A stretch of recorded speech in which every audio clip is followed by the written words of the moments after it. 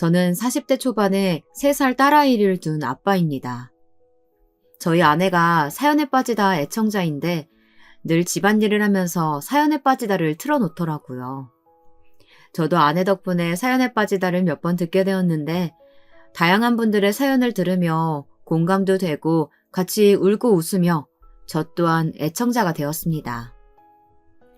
항상 다른 분들의 이야기만 듣다가 저희 아내가 저의 굴곡진 인생 이야기를 보내보는 게 어떻겠냐고 해서 이렇게 사연을 전달해 봅니다.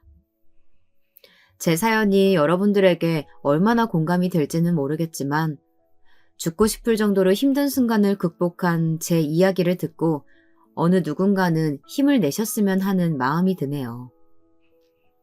제 이야기는 고등학교 시절로 거슬러 올라갑니다. 저는 고등학생 때 활발한 성격이었고 태권도 선수를 좀비했을 정도로 운동신경이 좋아 싸움도 잘했습니다. 그래서 제 주변에는 친구들이 항상 많았고 싸움을 잘하니 아무도 저를 건들지 않았어요. 고등학교를 별탈 없이 지내려나 했는데 고등학교 3학년 때 친구와의 다툼으로 저희 부모님께서 학교에 오시는 일이 생겼습니다. 사건의 발단에는 저희 반에 굉장히 내성적이라 말수도 적고 친구들과 잘 어울리지 못하는 호섭이라는 친구가 있었는데요. 체격도 마르고 힘도 약해서 못된 친구들이 늘 호섭이를 우습게 보고 괴롭혔죠. 그러던 어느 날 점심시간에 다 같이 모여서 점심을 먹고 있는데 못된 친구들이 한두 명씩 모이기 시작하더라고요. 그날도 호섭이는 구석진 자리에서 혼자서 밥을 먹고 있었습니다. 그리고 얼마 지나지 않아 5명쯤 패거리가 모이더니 호섭이에게 다가가서 먹고 있던 도시락을 창문에 던져버렸어요. 호섭이뿐만 아니라 주변 친구들 모두 패거리의 행동에 화들짝 놀랐습니다. 그리고 그중 한 명이 호섭이에게 다가가 얼굴에 침을 뱉으며 이야기하더라고요. 야, 너네 집 부자라며? 왜 여태 우리한테 말 안 했냐? 알았으면 지금까지 피곤하지 않았을 텐데. 이제부터 우리 부모님 대신해서 네가 우리한테 용돈 좀 줘라. 일단 지금 가진 돈 있으면 우리한테 다 줘봐. 저도 호섭이네 집이 부자라는 사실은 직감하고 있었는데요. 그도 그럴 것이 아침에 등교할 때마다 검은색 정장을 입은 운전기사님께서 비싼 차를 몰고 와 호섭이를 학교까지 태워주셨거든요. 호섭이는 그동안 학교에서 혼자 생활하면서 못된 친구들의 심부름을 대신하거나 놀림을 당했었는데요. 그날따라 패거리가 한데 모여 갑작스럽게 돈을 달라고 요구하니 당황스러웠나 봐요. 내가 왜 용돈을 줘야 되는데? 나 부잣집도 아니고 돈도 없어. 그러니까 그냥 제발 지나가줘. 호섭이가 아무 말도 못하며 순순히 돈을 줄 거라고 생각했는데 돈이 없다며 지나가달라고 맞대응하자 못된 친구들이 더욱 흥분하며 난리를 치더라고요. 야, 지금 우리랑 장난하자는 거냐? 좋은 말 할 때 돈 내놔라. 아니면 애들 지켜보는 앞에서 아주 부끄럽게 만들어줄 테니까. 패거리는 물러서지 않고 호섭이에게 계속 돈을 요구했습니다. 그래도 호섭이가 묵묵부답이자 앉아있던 호섭이를 일으켜 세우고는 얼굴을 한 대 가격하더라고요. 그 순간 호섭이가 바닥으로 쓰러졌고 입술이 터져 피가 흘렀습니다. 그 모습을 모든 친구들이 지켜보고 있었는데 호섭이를 도와주기 위해 아무도 나서지 않더라고요. 저는 남일에 굳이 끼어드는 성격은 아니었지만 강한 자가 약한 자를 괴롭히는 걸 보면 가만히 있지 못했습니다. 그래서 패거리에 맞서 호섭이를 제 뒤에 보호해주고 소리쳤어요. 지금 니네 뭐하는 짓들이야? 약한 애한테 돈이나 빼앗으려고 하고. 야, 누가 얼른 선생님 좀 모시고 와. 갑자기 제가 나서서 호섭이를 보호하자 못된 친구들이 어이없어 하더라고요. 네가 뭔데 이 호섭을 감싸고 돌아. 너까지 한번 맞아볼래? 패거리 중 한 명이 제 어깨를 치며 시비를 걸었고 호섭이처럼 저를 때리려고 했습니다. 저도 이대로 가만히 있으면 한 대에 맞겠다 싶더라고요. 그래서 저도 맞서 싸웠습니다. 싸움을 좀 더 잘하던 제가 패거리 중 한 명에게 주먹질을 하려는 순간 담임 선생님이 오셨어요. 야, 김영수, 지금 뭐 하는 짓이야? 싸움 잘한다고 애들 때리기나 하고. 지금 당장 부모님 모셔와! 선생님은 앞뒤 사정도 잘 모르시고 다짜고짜 저에게 부모님을 모시고 오라고 하더라고요. 저는 제가 잘못한 일이 없었기에 당당하게 부모님을 모셔왔어요. 부모님께서도 제가 지금까지 학교를 다니면서 분란을 일으킨 적이 없었기에 선생님 연락을 받고 많이 놀라셨더라고요. 저는 부모님까지 오신 마당에 더욱 당당하게 싸울 수밖에 없었던 이야기를 했고 선생님께서는 호섭이까지 불러 물어보았습니다. 영수가 너 구해주다가 애들하고 싸웠다는데 맞니? 그런데 너는 왜 맞고 있었던 거야? 선생님의 물음에 호섭이는 들릴 듯 말 듯 대답하더라고요. 네, 맞아요. 저 때문에 영수가 애들하고 싸워준 거예요. 애들이 저한테 돈을 달라고 하고 괴롭혀서요. 선생님은 평상시 말수가 적고 내성적이었던 호섭이가 친구들 사이에서 잘 어울리지 못한다는 사실을 진작에 알고 계셨기 때문에 더 이상 아무것도 물어보지 않으셨어요. 그리고 저희 부모님께도 학교까지 와주셔서 감사하다며 제가 다시는 친구들과 싸우지 않도록 지도해달라고 말씀해 주셨죠. 그리고 그날 이후 호섭이는 늘 제 옆에 붙어 다녔고 못된 친구들이 호섭이를 더 이상 건드리지 않았습니다. 내성적이었던 호섭이는 그 사건을 계기로 저에게 점차 마음의 문을 열기 시작했어요. 쑥스러운 듯이 가끔 먼저 저에게 말도 걸고 저를 바라보면서 미소를 짓더라고요. 저도 호섭이가 외롭게 혼자서 학교 생활을 하다가 이제야 학교에 적응을 한 것 같아 다행이라는 생각이 들었습니다. 그런데 호섭이와 저의 인연은 길지 않았어요. 호섭이네 아버님께서 사업차 미국으로 떠나시게 되면서 가족들도 함께 이민을 가게 되었습니다. 호섭이는 한국을 떠나기 전에 저에게 미국 집 주소를 건네주었고 앞으로도 편지로 연락을 주고받자고 하더군요. 영수야, 너는 나한테 먼저 손을 내밀어준 유일한 친구야. 내가 비록 미국에 가게 되었지만 네가 살면서 언제든 힘들 때 네가 그랬던 것처럼 나도 너를 도와주고 싶어. 그러니까 앞으로 계속 우리 연락하면서 지내자. 알았지? 저는 사실 남자들끼리 낯간지럽게 편지를 주고받는 게 내키지는 않았던 것 같아요. 그래, 웃어봐. 나중에 나 힘들 때 꼭 잊지 말고 도와줘야 된다. 나도 너 잊지 않고 있을게. 미국 가서 적응 잘하고 바보같이 괴롭힘 당하지 말고. 미국 가면 인종차별 심하다고 하던데 남자답게 잘 맞서야 돼. 그래서 저는 호섭이가 건네준 미국 집 주소를 잘 간직해두었고 1년 동안 우리는 서로 연락을 잘 주고받았습니다. 그런데 중간에 저희 집이 이사를 가게 되고 제가 대학생활로 바빠지면서 자연스럽게 호섭이와 연락이 끊겼어요. 그렇게 호섭이라는 친구는 한동안 잊고 살았습니다. 언젠가 인연이 되면 다시 만나겠지 싶었어요. 그리고 저는 그 이후로 원만하게 대학교를 졸업하고 10명 남짓한 중소기업을 다녔습니다. 노트북, 핸드폰 등 전자제품에 들어가는 부품을 제작하는 회사였는데요. 저는 생산직이었기 때문에 사무실보다는 공장에서 주로 일을 많이 했습니다. 그래서 아무래도 몸을 많이 쓸 수밖에 없었죠. 그리고 회사에 직원이 많지 않다 보니 잡다한 업무들도 제가 모두 처리해야 했어요. 작은 중소기업이라 할 일도 많고 몸은 많이 힘들었는데 20대 젊은 시절부터 10년을 넘게 다녔습니다. 저는 제가 하는 일에 있어서는 전문가로서 자부심도 느끼며 회사 생활을 열심히 했던 것 같아요. 그리고 한 회사를 오랫동안 다니다 보니 운명처럼 저희 아내를 만나게 되었습니다.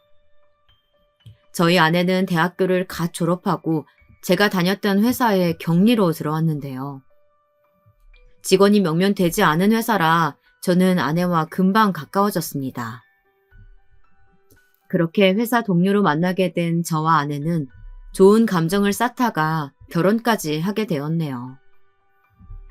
그래서 저는 아내를 만나게 해준 회사에 감사해야 하고 쥐꼬리 월급을 받더라도 오랫동안 다녔던 것 같습니다.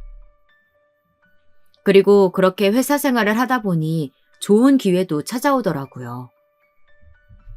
우리나라에서 누구나 이름을 대면 아는 가장 유명한 대기업에서 제가 다니던 회사에 불현듯 연락이 왔습니다. 새로운 핸드폰을 개발해야 하는데 핸드폰에 들어가는 부품을 저희 회사에서 공급받겠다는 거예요. 저희 회사 입장에서는 대기업과 거래를 하니 큰 매출을 낼 수 있는 좋은 기회였습니다.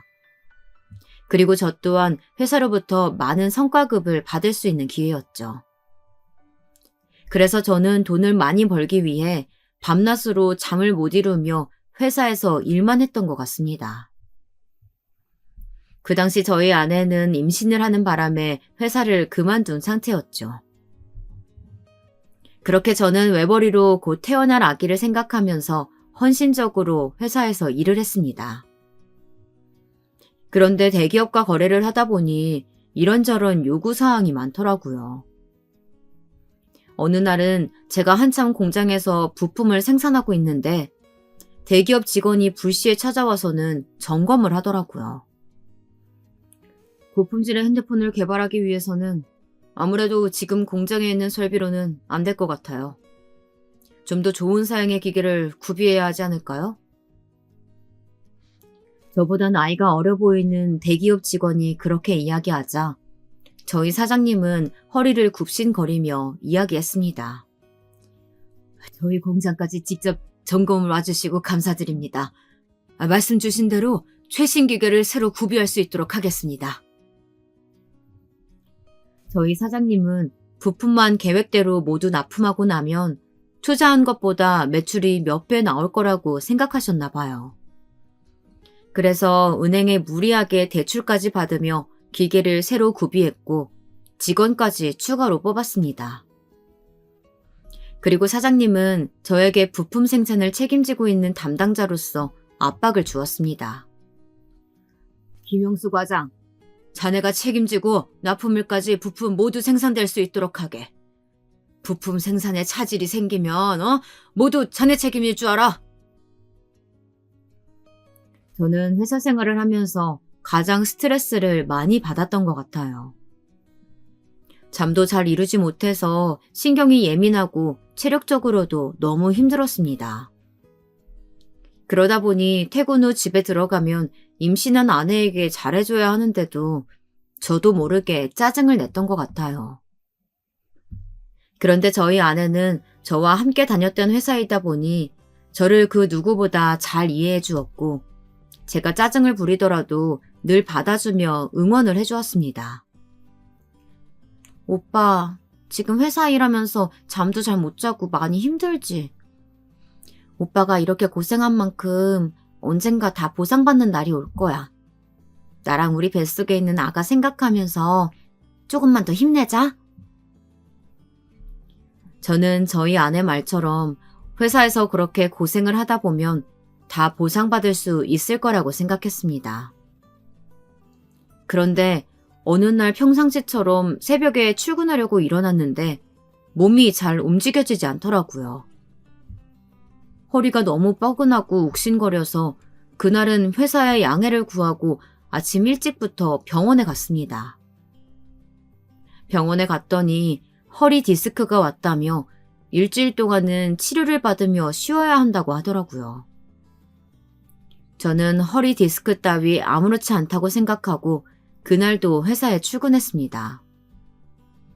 그리고 아내에게는 아프다는 말을 일절 하지 않았죠. 그렇게 저는 제 몸을 스스로 혹사시켜가며 회사 일에 몰두했는데 코로나가 찾아왔습니다. 이제 부품 납품까지 막바지에 다다랐는데 코로나가 터져버린 거죠. 갑작스러운 재난 상황으로 인해 모든 회사 일이 멈춰버렸습니다. 그리고 제가 허리 디스크까지 오며 하던 회사 업무가 한순간 필요 없어져 버렸죠. 회사에서는 저에게 계획대로 대기업에 부품이 납품되고 나면 어마어마한 성과급을 주겠다고 약속했었었는데요. 저에게 그동안의 보상으로 성과급을 주기는커녕 회사 사정이 어려워졌다면서 월급을 반밖에 못 주겠다고 하더라고요. 그동안 고생했는데 미안하게 됐네. 우리도 어쩔 수 없는 상황인 거 알고 있지? 코로나 상황 나아질 때까지 월급은 반밖에 못 줄 것 같아. 이해해주게. 저는 정말이지 망연자실했습니다. 이제 곧 아기는 태어나는데 쥐꼬리 같은 월급은 반으로 줄어들었고 허리디스크로 제 몸은 다 망가져 버렸으니까요. 이런 회사 사정을 아내에게는 도저히 이야기할 수 없었고 혼자서 고민만 깊어져 갔습니다. 이대로 손 놓고 있으면 안 돼. 이제 곧 아기가 태어나면 돈도 더 많이 들 텐데 회사 퇴근하고 나면 밤에 대리운전이라도 뛰어야겠다. 저는 아기가 태어날 때까지 낮에는 회사를 다니고 밤에는 대리운전을 뛰었습니다. 저희 아내는 여전히 제가 밤낮으로 대기업 부품 생산 때문에 회사에서 일을 하고 있다고 생각했어요. 그리고 아침마다 제가 나갈 때면 정성스럽게 도시락을 싸주었습니다. 어느 날은 제가 많이 힘들어 보였는지 도시락에 편지도 함께 넣어두었더라고요. 오빠, 이제 곧 태어날 우리 아기 때문에 오빠가 밤낮으로 고생하는 모습 보니까 너무 마음이 아프다. 그래도 나랑 우리 아기 생각하면서 힘내줘서 고마워. 사랑해. 아내의 편지를 보니 없던 힘도 나는 것 같았습니다. 그래, 그동안 버텼던 것처럼 이번에도 잘 버텨보자. 내 몸 망가지는 건 상관없어. 우리 식구 책임져야지. 할 수 있어. 저는 코로나가 종결되면 다시 원상태로 돌아가 회사에서 성과급을 받을 수 있을 거라는 기대감을 가지고 열심히 회사에 다녔습니다. 그러던 중 코로나가 종결되기도 전에 사랑스러운 저희 딸아이가 태어났고 딸의 존재감만으로도 너무 행복했습니다. 그런데 딸이 태어난 기쁨도 잠시 저는 제 몸 상태가 다시 이상하다는 걸 느끼게 되었습니다. 잠을 자고 일어났더니 심장이 갑자기 요동을 치며 빠르게 뛰는 것 같더라고요. 생전 살면서 그런 느낌은 처음이라 속으로 별 생각이 다 났던 것 같습니다. 아내한테 얼른 119에 전화해달라고 해야 할까? 이렇게 심장이 요동을 치다가 갑자기 쓰러지면 어떡하지? 그런데 다행히 시간이 좀 지나니 심장 박동이 정상으로 돌아오는 것 같았습니다. 그리고 이번에도 아내에게 아무 말도 하지 않고 혼자서 병원에 갔어요. 선생님은 저에게 이런저런 검사를 권하시더니 갑자기 심각한 표정으로 말씀하시더라고요. 아무래도 갑상선 항진증인 것 같네요. 보통 스트레스를 많이 받는다거나 외상이 있으면 걸리는 병인데요. 최근에 스트레스 많이 받으신 적 있으신가요? 지금처럼 치료하지 않고 가만히 두시면 급성 발작을 일으켜서 사망에 이를 수도 있어요. 의사 선생님의 말씀에 저는 살다 내가 별별 병에 다 걸리는구나 싶었습니다. 곰곰이 생각해보면 제가 병에 걸리지 않는 게 더 이상한 일이더라고요. 코로나가 시작하기 이전부터 밤낮으로 회사에서 일만 하고 코로나 이후부터는 대리운전까지 뛰면서 제 몸을 혹사시켰으니까요. 그동안 그저 열심히 일하느라 피곤하고 몸이 힘들어서 신경이 예민해졌나 싶었는데요. 갑상선 항진증이라는 병에 걸려서 그랬던 거였더라고요. 그리고 저는 이 모든 사실을 아내에게 철저히 숨겼습니다. 안 그래도 갓 태어난 아기를 돌보느라 정신없을 아내에게 제가 아프다는 사실을 알릴 수가 없었어요. 그렇게 저는 코로나가 끝나기를 기다리며 힘들게 외벌이 생활을 이어가고 있었습니다. 그런데 코로나가 끝날 기미가 전혀 보이지 않았고 회사 사정이 더욱 나빠졌습니다. 사실 제가 다녔던 중소기업은 가족 경영 회사였는데요. 사장님과 부사장님, 그리고 사장님의 아들이 운영하는 회사였어요. 코로나 이후 회사 사정이 급격하게 안 좋아지기 시작하자 저를 제외한 모든 직원들을 자르더라고요. 저는 워낙 회사 생활을 오래 하기도 했고 누군가는 회사에 남아서 업무 처리를 해야 했기 때문에 저만 자르지 않고 남겨두었던 것 같습니다. 저는 월급이 반으로 줄어들었지만 남들처럼 회사에 잘리지 않는 것만으로도 감사했던 것 같아요. 그런데 참 웃긴 게 저와 10년 넘게 가족처럼 지냈던 사장님과 부사장님, 그리고 사장님 아들 모두 회사 사정이 안 좋아지자 저를 막대하기 시작하더라고요. 아무리 그렇다고 하더라도 한 회사의 의리를 지켜가며 10년 넘게 회사를 키우기 위해 함께 노력했던 가족 같은 직원에게 이렇게 막대하니 어이가 없더라고요. 특히 사장님의 아들은 저보다 6살이나 어린 녀석이었는데요. 평상시에는 저에게 형이라고 부르며 생활하다가 직원들이 모두 나가자 회사에 저밖에 없다 보니 갑질을 하기 시작했습니다. 어느 날은 사장님 아들이 낮술을 마시고 사무실에 와서는 혼자서 일하고 있는 저에게 괜히 시비를 걸더라고요. 김영수 과장, 일 똑바로 안 해요? 다른 사람들처럼 잘리고 싶어서 안달이 난다.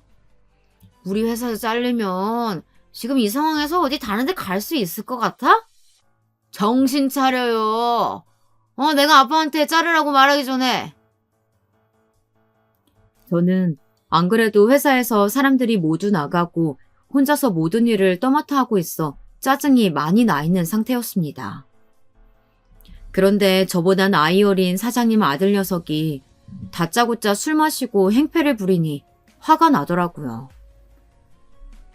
진철아, 내가 형으로서 한마디 할게.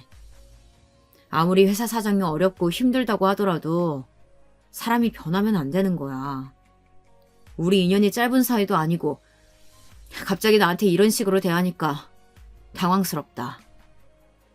사장님 아들 녀석은 사실 대학교도 나오지 않고 고등학교만 졸업한 상태에서 취업할 데가 없어 아버지 회사를 다녔던 거였는데요.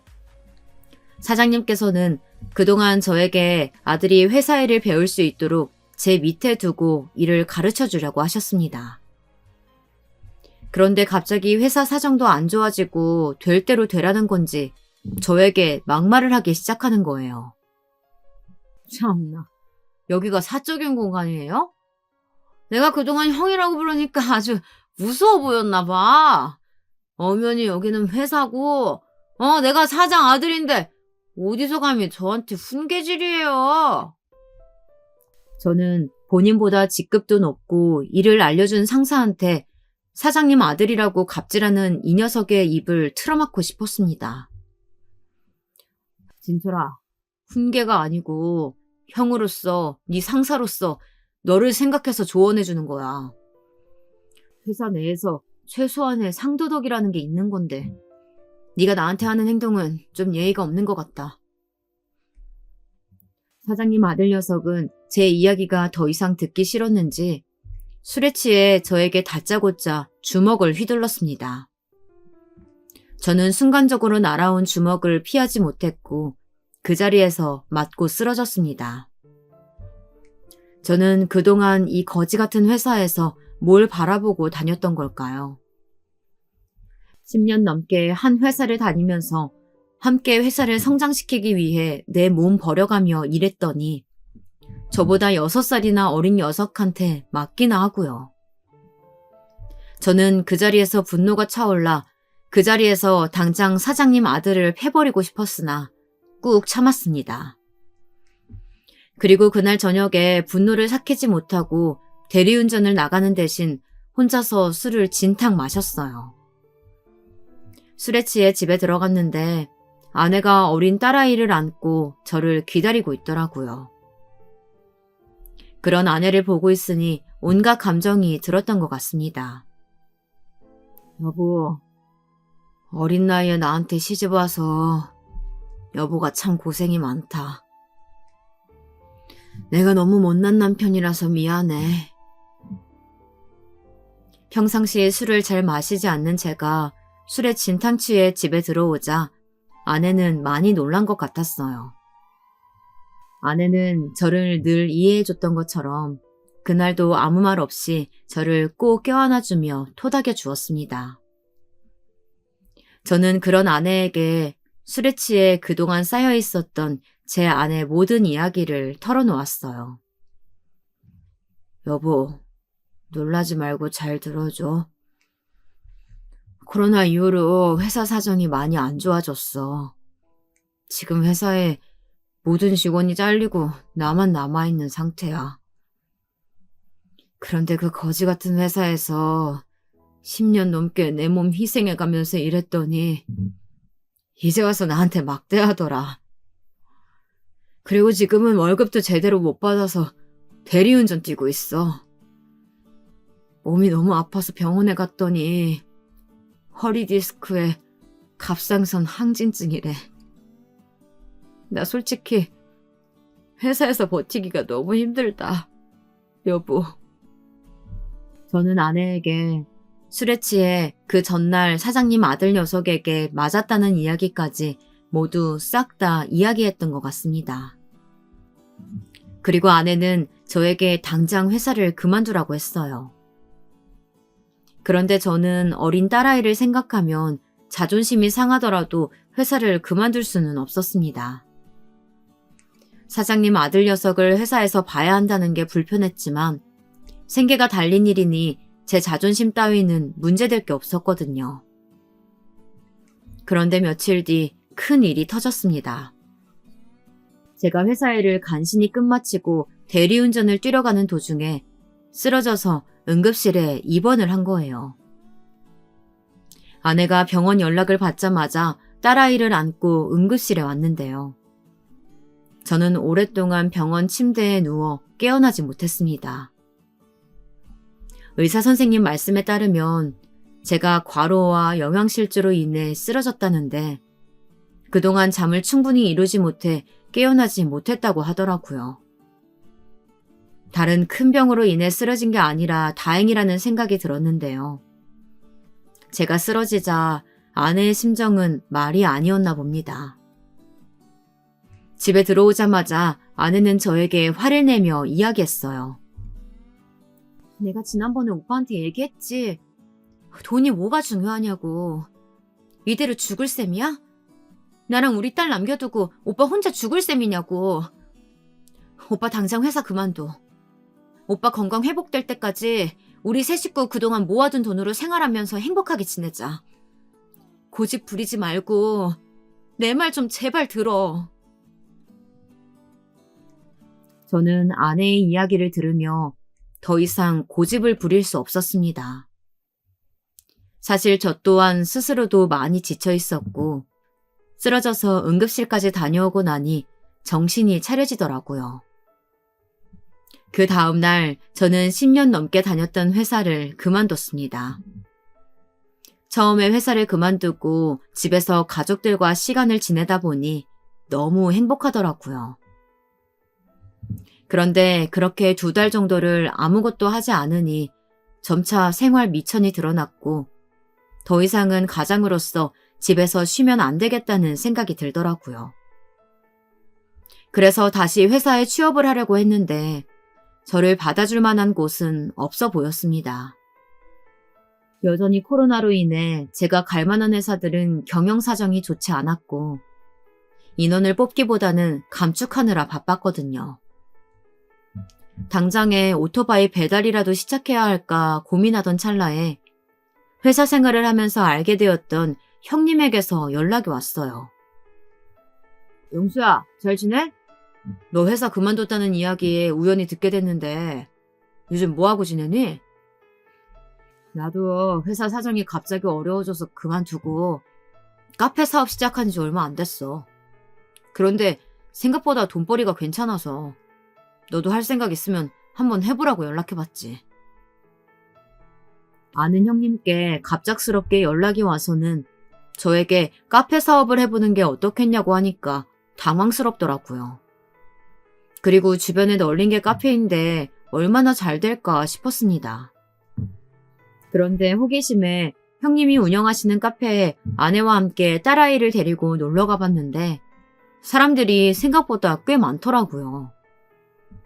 그리고 그 모습을 보니 회사에서 월급을 받는 것보다는 제가 직접 사장이 되어 가게를 운영하는 것이 더 괜찮겠다는 생각이 들더군요. 카페도 유동인구가 많고 목 좋은 곳을 구하게 되면 주변에 아무리 많더라도 운영하기에 나쁘지 않아 보였어요. 혹시 다시 회사에 취업하기 힘들면 나한테 연락 줘. 내가 카페 사업 시작할 수 있게 옆에서 도와줄게. 사람이 사람답게 살려면 돈을 벌어야지. 내가 내 사업 해보니까 회사 다닐 때보다 마음도 편하고 돈도 여유있게 벌어서 좋다. 형님이 그렇게까지 이야기하니 저도 카페 창업이나 한번 해볼까 하는 마음이 생겨났습니다. 그리고 아내도 형님이 운영하는 카페를 함께 다녀오고 나서 말하더라고요. 오빠, 내가 직접 가서 보니까 카페 창업도 나쁘지 않은 것 같더라. 무엇보다 오빠가 지금 몸 상태도 좋지 않은데 회사에 다시 취업해서 일하게 되면 또 다른 질병 걸릴 것만 같아.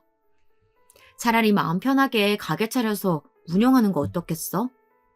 아내는 제 건강이 여전히 우려가 되었는지 회사 취업보다는 카페 창업을 하는 게 좋겠다며 이야기하더라고요. 저도 회사에 다시 취업하게 되면 제가 할 수 있는 업무 특성상 몸을 써야 하는 일밖에 없을 것 같았습니다. 지금도 허리 디스크와 갑상선 항진증으로 고생하고 있는데 다른 병을 얻게 될까봐 두렵기도 했고요. 그래서 사업 자금은 부족하지만 카페 창업을 준비하는 방향으로 생각을 바꿨습니다. 카페 창업을 준비하면서 제가 이제는 사장님이 되어 나만의 사업체를 운영할 수 있다는 생각에 설렜던 것 같습니다. 아내도 저와 함께 카페 일을 도와 함께 운영할 생각이었고 우리는 카페를 열기 위해 열심히 준비했어요. 형님이 알려주신 대로 카페를 열고 나니 우려했던 것보다 다행히 장사가 더 잘 되었습니다. 월세가 비싸더라도 목 좋은 곳에 카페를 열다 보니 유동인구가 많았고 카페에 앉아서 커피 마시는 손님과 더불어 지나가는 길에 커피를 포장해가는 손님까지 인산인해를 이루었어요. 아내도 장사가 잘 되니 무척 좋아하더라고요. 오빠, 내가 뭐라고 했어. 그동안 고생한 만큼 언젠가 보상으로 되돌아올 거라고 했지? 우리 앞으로 이대로 가다간 부자 될 것 같다. 우리 앞으로도 더욱 힘내자. 저도 아내 말처럼 이대로 가다간 부자가 될 것만 같다는 생각에 들떴던 것 같습니다. 그런데 실제로 장사를 해보니 신경 쓸 것도 많고 체력적으로 많이 지치더라고요. 간간히 아내가 친정집에 딸아이를 맡기고 나와 도와주긴 했는데요. 아무래도 매일 나올 수 있는 상황이 되지 않다 보니 저 혼자 일하는 게 힘에 버겁긴 하더라고요. 그래도 카페 일은 힘들었지만 회사를 다녔을 때보다는 스트레스를 덜 받아 만족스러웠습니다. 코로나 이후 회사에서 월급을 제대로 받지도 못하고 대리운전을 했을 때는 처자식을 먹여 살려야 한다는 압박감에 사로잡혀 있었는데요. 카페 운영을 하면서 그전보다는 돈을 더 많이 벌 수 있어서 심적으로 안정되었던 것 같습니다. 그리고 장사를 하다 보니까 보람된 일들도 있더라고요. 카페를 열고 몇 개월이 지나다 보니 저희 카페를 지속적으로 찾아주시는 단골 손님들이 생겼는데요. 그중 가장 기억에 남는 손님은 저와 나이대가 비슷한 남성분이었는데 매일 아침 출근할 때마다 저희 카페에 들러서 커피 한 잔과 샌드위치 하나를 하루도 빠짐없이 사가셨습니다. 매일 저희 카페에 출근 도장을 찍어주시는 그 남자 손님에게 감사해서 하루는 쑥스럽지만 감사한 마음을 직접 전달했어요. 회사가 이 근처이신가 봐요. 매일 아침 저희 카페 찾아주셔서 감사드립니다. 오늘 아침 커피는 제가 서비스를 드릴게요. 저는 감사한 마음에 그 남자 손님에게 커피를 서비스로 드리려고 했는데 한사코 거절하시면서 계산을 하시더라고요. 사장님 아닙니다. 제가 사장님께서 내려주신 커피가 너무 맛있어서 매일 아침마다 들리는 거예요. 사장님 커피에 중독되어서 하루도 빠짐없이 사 마시게 됐네요. 맛있는 커피 내려주셨는데 공짜로 받을 수는 없죠. 그냥 계산해 주세요.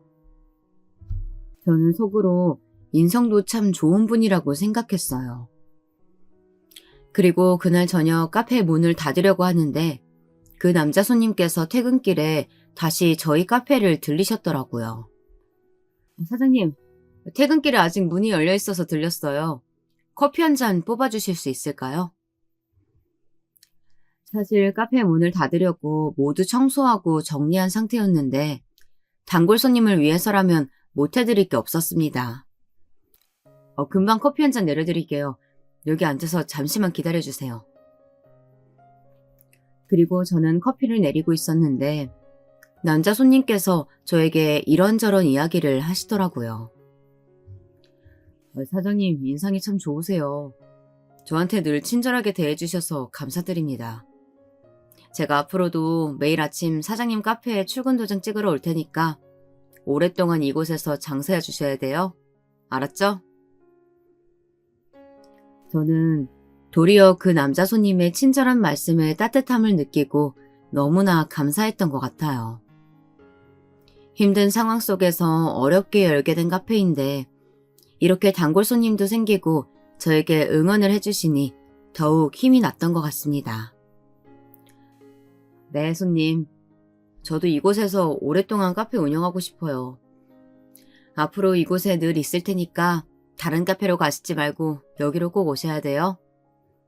그리고 지금 내려드린 커피는 손님께 드리는 제 감사한 마음이니 제발 계산하지 마시고 받아주세요. 남자 손님은 옅은 미소를 보이시더니 이번에는 계산하지 않고 커피를 받으셨습니다. 저는 그렇게 단골 손님을 만들어가며 장사에 재미를 붙이며 일을 하고 있었어요. 그런데 1년이 조금 지난 시점에 저희 카페 근처에 대기업 프랜차이즈 베이커리 카페가 들어서더라고요. 베이커리 카페는 저희 카페와는 상대가 되지 않을 정도로 규모가 컸고 겉에서 누가 보더라도 인테리어가 삐까뻔쩍해서 눈에 잘 띄었습니다. 무엇보다 커피부터 빵까지 메뉴가 다양해서 진열되어 있는 음식들이 모두 먹음직스러워 보이더라고요. 아무래도 사람들에게 익숙한 대기업이다 보니 간판만 걸어놓아도 저절로 홍보가 되는 느낌이었습니다. 그리고 직원도 많다 보니 저 혼자서 카페를 운영하는 것과는 비교가 안 될 만큼 체계적으로 운영되더라고요. 어느새 저희 카페 손님들이 베이커리 카페로 넘어갔고 몇 날 며칠째 파리만 날리기 일쑤였습니다. 이대로 가다간 저희 카페가 문을 닫는 건 시간 문제일 것 같았어요. 사업 자금을 마련하기 위해 주택담보대출까지 받은 상태라 가게 월세뿐만 아니라 다달이 은행 이자가 나갔고 벌어들이는 돈보다 지출이 더 커져만 가는 느낌이 들었습니다. 정말 이대로 있다간 모든 것들을 잃을 것만 같더라고요. 그래서 저에게 처음 카페 창업을 권했던 형님께 찾아가 조언을 구하기로 마음먹었습니다. 카페를 열고 한동안 제 사업체를 운영하느라 정신이 없어서 형님을 만나지 못했었는데요. 형님을 만나기 위해 운영하시는 카페를 무작정 찾아갔더니 이미 폐업하고 안 계시더라고요.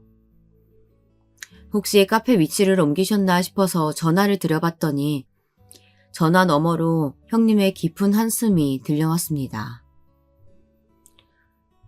내가 너한테 카페 창업해보는 게 어떻겠냐고 해놓고 내가 먼저 문을 닫게 될 줄은 꿈에도 몰랐다. 근처에 대형 카페가 몇 개 들어오고 나서부터 장사가 안 되기 시작하더라고. 계속 버티기에는 적자가 심해서 얼마 전에 문 닫았다. 형님의 말씀에 저는 적잖이 충격을 받았던 것 같습니다. 형님의 노하우를 바탕으로 어렵게 시작한 카페 창업이었는데 형님이 먼저 가게 문을 닫았다고 하니 할 말을 잃었던 것 같아요. 저는 이제 누구한테 조언을 얻고 장사를 해야 할지 막막하기만 했습니다. 이런 상황을 대기업의 횡포라고 해야 하나요? 저도 얼마 지나지 않아 대기업의 상권을 모두 빼앗기고 형님처럼 카페 문을 닫을 수밖에 없었습니다. 아무리 버티려고 노력해봐도 지출 비용이 너무 많아 감당하기가 어려웠던 것 같아요. 그리고 급한 대로 대리운전을 바로 다시 시작했습니다.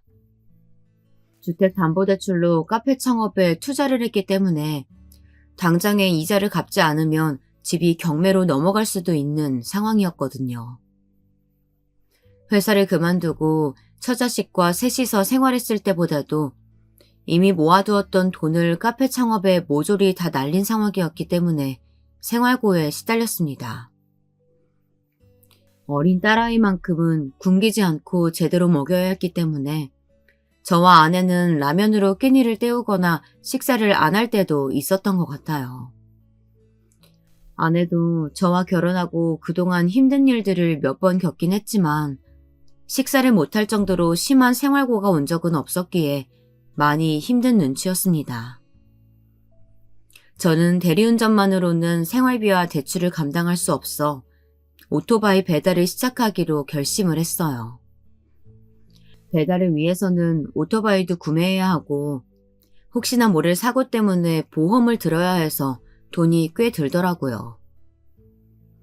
그래도 내 몸 하나 희생해서 하루 종일 오토바이 배달을 하게 되면 지금의 이 위기를 모면할 수 있겠다 싶어 대출을 추가로 더 받아 오토바이를 구매했습니다.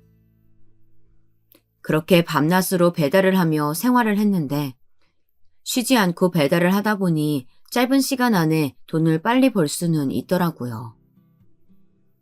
그런데 오토바이 배달을 시작하고 3달 정도 되었을 때 교통사고가 났습니다. 배달 업무를 시작하고 최대한 안전운전을 하기 위해 노력했는데 저를 발견하지 못하고 음주운전 차량이 제 오토바이에 부딪힌 거예요. 그리고 그 자리에서 응급실로 바로 실려갔고 정신을 차렸을 때는 병원 침대에 누워 있었습니다. 딱딱하고 차가운 병원 침대에 누워 눈을 떠보니 아내가 울면서 저를 바라보고 있더라고요. 오빠, 깨어난 거야? 난 오빠가 평생 못 깨어날 줄 알고 얼마나 걱정했는데. 다시 살아 돌아와줘서 너무 고마워. 아내가 살아 돌아와줘서 고맙다고 하니 제 상태가 얼마나 심각한 건지 깨달을 수 있었습니다. 저는 교통사고로 인해 두개골이 골절이 되고 뇌출혈과 상완골 골절, 골절 탈구 진단을 받았습니다. 그리고 이미 수술을 받아 병원에 입원을 하고 누워있던 거더라고요. 저는 순간 병원비가 걱정되어 아내에게 물어보았더니 급한 대로 장모님께 수술비를 빌려서 병원비를 냈다고 하더군요. 저는 장모님께 수술비까지 빌린 상황에서 더 이상 계속 병원에 누워있을 수가 없었습니다. 저는 한동안 더 입원해 있어야 한다는 의사의 말에도 불구하고 빠르게 퇴원을 했고 급하게 갚아야 하는 빚은 주변 친구들에게 돈을 빌려서 갚았습니다. 그리고 이제 완전히 제 몸은 망가질 대로 망가지고 오토바이 교통사고로 인해 부러졌기 때문에 배달도 못하는 상황이 되었죠. 교통사고 후유증으로 저는 몸을 제대로 움직일 수 없었고 아무것도 하지 못한 채 한동안 집에서 누워 지냈던 것 같습니다. 제 삶이 모조리 산산조각이 난 느낌이 들었어요. 아내는 저를 대신해 뭐라도 해보겠다며 장모님께 아이를 맡기고 식당 일을 나갔지만 아내가 벌어오는 돈으로는 대출을 감당할 수가 없었습니다. 그렇게 저희 집은 대출을 갚지 못하는 상황이 되자 경매로 넘어가게 되었어요. 당장에 살 곳이 없어져 밖으로 내몰린 상황이 된 거죠.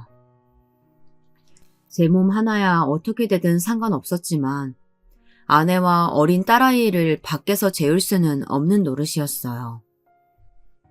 그래서 저는 아내에게 딸아이와 함께 장모님 집에서 잠깐만 얹혀 살라고 이야기하며 제가 다시 돈을 버는 대로 돌아오겠다고 했습니다.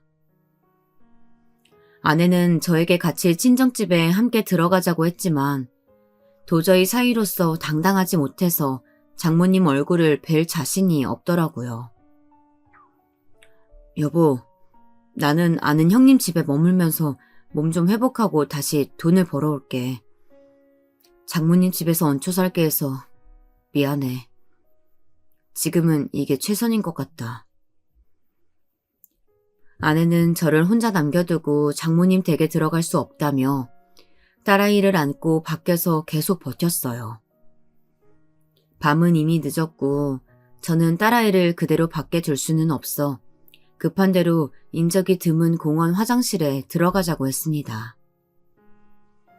저는 주머니에 10,000원짜리 지폐 한 장조차 없었고 찜질방에 갈 수 있는 상황도 되지 않았죠. 아내는 딸아이를 안고 잠시 공원 화장실에 들어와 변기 위에 앉아 있었는데 많이 고단했던지 벽에 기대어 딸과 함께 금세 잠에 들었더라고요. 아내와 딸의 모습을 바라보고 있는데 가장으로서 처자식을 공원 화장실에서 잠들게 하다니 제 자신이 너무나 한심하고 부끄러워서 그 자리에서 죽어버리고만 싶었습니다. 저는 아내와 딸아이를 그렇게 바라보다가 화장실에 남겨둔 채 혼자서 밖으로 나와버렸어요. 그리고 한참을 걸어서 한강으로 향했습니다.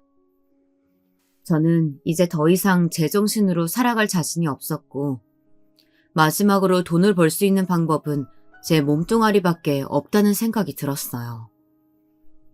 이제 제 몸은 망가질 대로 망가져서 밖에 나가서 일을 하기 어려운 상태였거든요. 당장에 돈이 생기지 않는 이상 저와 아내가 떠안은 대출빚을 갚을 방법이 하나도 없었습니다. 공원 화장실에 기대어 잠든 처자식을 보니 그렇게 살게 놔둘 수가 없어 제 몸 하나 희생해서 남아있는 가족에게는 사람답게 살 수 있도록 만들어주자는 생각밖에 들지 않았습니다. 그리고 단 한 번도 상상해보지 못했지만 세상과 작별하기 위해서 한강 다리 위에 올라갔습니다. 막상 한강 다리 위에 올라서니 마음이 편해지더라고요. 그동안 제 스스로가 많이 지쳤었는지 이제 모든 것을 놓아버리고 떠나가려고 하니 홀가분한 느낌마저 들었던 것 같습니다. 그런데 그 순간 제 주머니에 있던 핸드폰이 울렸습니다. 저는 공원 화장실에 잠들어 있던 아내가 깨어나서 저에게 연락을 한 줄 알았어요. 그리고 아내의 연락을 받지 않으려고 하다가 이렇게 아내에게 아무런 말도 하지 않고 허무하게 생을 마감하게 되면 후회가 될 것 같더라고요. 그래서 거창한 유언까지는 아니더라도 아내에게 마지막 메시지를 남겨두고자 생각해 한강 다리에서 다시 내려왔습니다. 그리고 올라갔던 한강 다리에서 다시 힘겹게 내려와 핸드폰을 열어본 순간 제 눈을 의심했습니다. 저에게 문자 연락이 온 건 아내가 아니고 처음 보는 모르는 사람의 전화번호더라고요.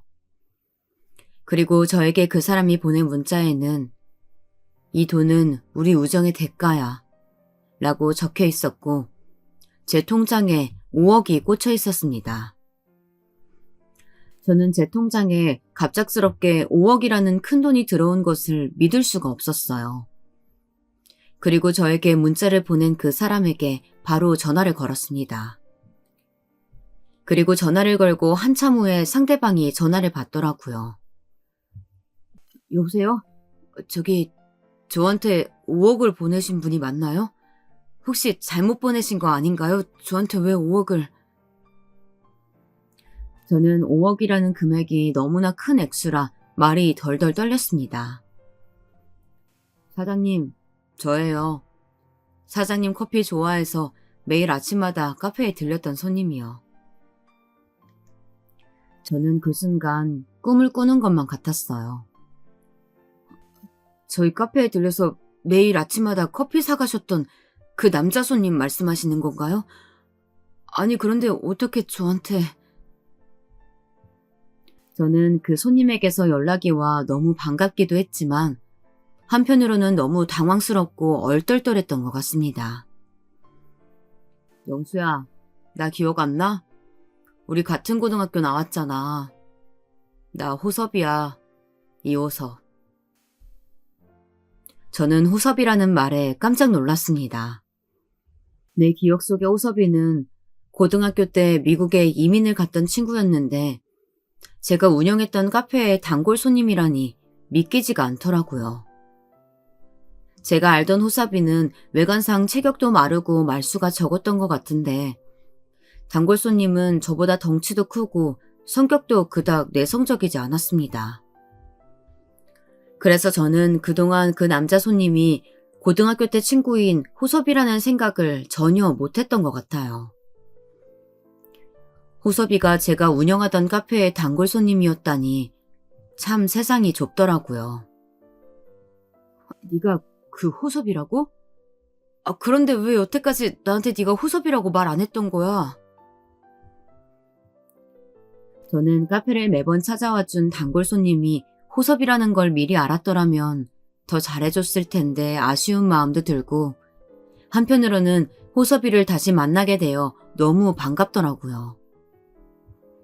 영수야, 너는 나한테 옛날이나 지금이나 늘 변함없이 친절하게 대해줬어. 고등학생 때 내가 애들한테 괴롭힘 당하고 힘들어하고 있을 때 유일하게 내게 손을 내밀어준 게 너였어. 사실 고등학교 때 네가 나를 지켜주지 않았더라면 그 당시 나는 세상과 작별했을지도 몰라. 저는 고등학생 때 호섭이가 애들에게 괴롭힘을 심하게 당해 스스로 목숨을 끊어야겠다는 생각을 할 정도로 많이 힘들었는지 전혀 몰랐습니다. 네 덕분에 나는 그 당시에도 지금도 이렇게 살고 있는 거야. 내가 말했었지. 네가 힘들 때 내가 도와주겠다고 말이야. 저는 호섭이가 하는 말들을 여전히 한강 다리에 서서 계속 듣고 있었고 지난 과거들이 순식간에 떠올랐습니다. 맞아. 네가 언젠가 내가 힘들 때 잊지 않고 도와준다고 했었지. 그래서 나한테 5억이라는 큰돈을 보내준 거야? 나중에 알게 되었지만 호섭이는 미국에서 대학교를 졸업하고 한국으로 다시 돌아와 번듯한 회사를 차렸더라고요. 그리고 호섭이가 경영하는 회사 근처에 제가 우연히 카페를 열게 되었고 호섭이는 카페 사장님이었던 저를 한눈에 알아보고 매일 아침 찾아왔던 겁니다. 영수야, 고등학교 때 그렇게 헤어지고 한국에 돌아와서 다시 만나고 싶었는데 우연히 너를 만나게 돼서 너무나 기뻤었어. 그런데 오랜만에 너를 만나서 그런지 내가 호섭이라는 이야기 하는 게 용기가 잘 안 나더라고. 그래서 그동안 모른 척하고 너를 찾아가 보는 것만으로 만족했었던 거야. 그런데 저는 호섭이가 저에게 고마운 건 알겠는데 5억이나 되는 큰돈을 저에게 보낸 게 부담스럽게 느껴졌어요. 아무리 돈 많은 친구라고 하더라도 이런 식으로 받아도 되나 싶더라고요. 호섭아, 나한테 고마운 건 알겠는데 내가 5억이나 되는 큰돈을 받을 자격이 되는지 모르겠다. 고등학교 때 이후로 우리 서로 연락도 안 하고 지냈는데 아무리 친구 사이라고 하지만 이렇게 큰 돈을 받아도 될지. 다시 돌려줄게. 사실 저는 돈이 없어 처자식을 그렇게 남겨두고 세상과 작별하려고 했던 찰나였기 때문에 눈 한 번 딱 감고 5억을 받고 싶더라고요. 제가 겉으로 말했던 것과는 다르게 속으로는 5억이라는 큰 돈이 너무나 욕심이 났던 것 같습니다. 그런데 호섭이는 그 돈은 나중에 갚지 않아도 된다며 5억을 다시 돌려주지 않아도 된다고 했어요. 그 돈은 우리 우정의 대가야. 지금 네가 운영하던 카페 문 닫고 힘든 상황인 거 알고 있어. 네가 나한테 그랬던 것처럼 힘들 때 도와주는 게 친구 아니겠어? 나도 너한테 친구로서 해줄 수 있는 게 있어서 정말 다행인 것 같다. 부담 갖지 말고 그 돈 받아줘. 저는 호섭이의 말을 듣고 쉴 새 없이 나오는 눈물을 멈출 수가 없었습니다. 고마워. 정말 고마워, 호섭아. 이 은혜 절대 잊지 않을게. 저는 호섭이와 전화를 끊자마자 공원 화장실로 달려갔어요. 그리고 아직 잠들어 있는 아내와 어린 딸을 보며 달려가 안아주었습니다. 아내는 잠에서 깨어나 울고 있는 저의 모습을 보더니 깜짝 놀라더라고요. 여보, 우리 이제 다 해결됐어. 우리 이제 떨어져서 지내지 않아도 돼. 우리 빚도 모두 갚고 다시 시작할 수 있어. 제가 모든 것들이 해결되었다고 하자 아내는 어리둥절하게 저를 쳐다보더라고요. 저는 세상과 작별하려는 순간 정말 극적으로 다시 살아날 기회를 얻었고 모든 것들이 감사하게 느껴졌습니다. 저는 아내에게 긴 말은 나중에 다시 하기로 하고 당장 아내와 딸아이를 냄새나는 공원 화장실에서 데리고 나왔습니다. 그리고 호섭이가 저에게 준 5억을 가지고 하나씩 해결해 나가기 시작했죠. 카페 창업과 오토바이 배달 사업을 한다고 은행에서 빌렸던 대출과 친구들에게 빌렸던 돈을 모두 갚고 나니 절반 정도가 남더라고요. 그리고 원래 살았던 집은 경매로 다른 사람에게 넘어가기 직전이었는데 은행 대출을 모두 갚고 나니 그대로 다시 살 수 있게 되었습니다. 어제까지만 하더라도 갈 곳이 없어 공원 화장실에서 머물렀는데 이렇게 다시 집에 돌아올 수 있게 되어 얼마나 기뻤는지 몰라요. 그리고 아내에게 어제 있었던 일들을 모두 얘기해줬더니 기겁하면서 놀라더라고요. 오빠, 아무리 그래도 어떻게 세상과 작별할 생각을 한 거야. 내가 옆에 없으면 혼자서 혹시나 나쁜 생각하게 될까봐 내가 친정에 한사코 들어가지 않겠다고 하고 우리 아리랑 같이 있겠다고 한 건데. 아내의 말을 듣고 나니 너무 미안한 마음이 들더라고요. 지금 생각해보면 제가 잠시 아내와 아이를 두고 홀로 세상을 떠나려고 했던 사실이 가장으로서 책임감이 없었던 것 같네요. 그래도 지금은 이렇게 살아나서 처자식과 함께 있다는 것만으로도 너무나 행복합니다. 아내는 제가 5억이라는 큰 돈을 고등학교 친구로부터 받았다는 이야기와 그 사람이 예전에 우리가 운영하던 카페에서 늘 아침마다 찾아오던 단골 손님이었다고 이야기를 하니 깜짝 놀라더라고요. 그러고는 저에게 그 사람의 이름이 이호섭이 맞는지 물어보았습니다. 저는 아내가 제 친구 이름을 알고 있다는 게 도리어 놀라웠어요. 그리고 아내는 제 손을 잡으며 이야기했습니다. 오빠, 사실은 오빠가 오토바이 사고로 병원에 누워있을 때 당장 수술에 들어가야 한다고 하더라고.